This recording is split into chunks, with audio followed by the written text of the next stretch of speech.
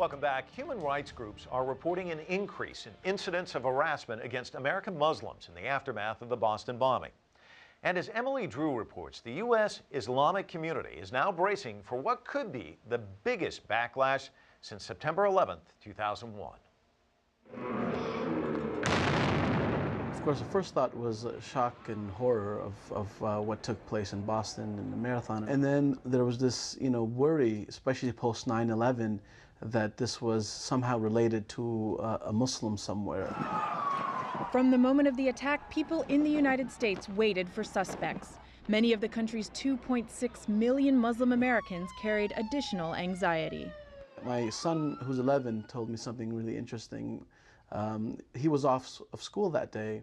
The next day he was going back, and in the morning before going to school he said, "Dad, should I go to school today? Because some people might say it's a Muslim who did this." 3 days after the Boston bombing, federal investigators released the names of 2 suspects. They were Muslims. I think the challenge is every time there's an incident like this, it's going to impact perception. Another concern of the Muslim American community is how media is affecting these stereotypes.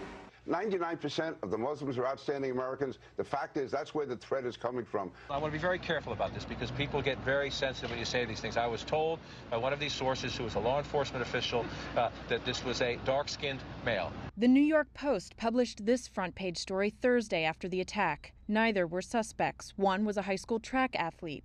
The Post also wrongly reported that a Saudi national had been taken into custody. It went there because we've become conditioned to go there. There's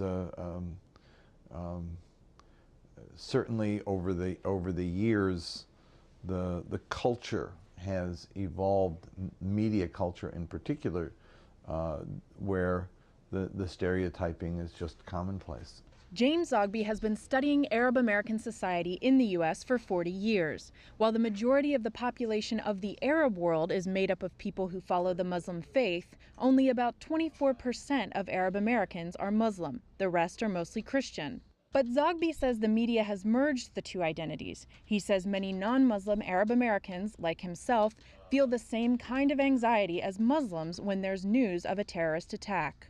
We're not as interested in saying to people, we're not Muslims, as much as we're trying to say, don't negative stereotype anyone. Harris Tareen is on that same mission and is adamant that the Muslim American community should take a leadership role in clearing their mainstream reputation. Our imams, our community leaders, our youth counselors will continue to push back against that narrative and say that the best way to address any grievance, no matter what it is through civic engagement, political organizing, and ensuring that your voice is heard in the public square.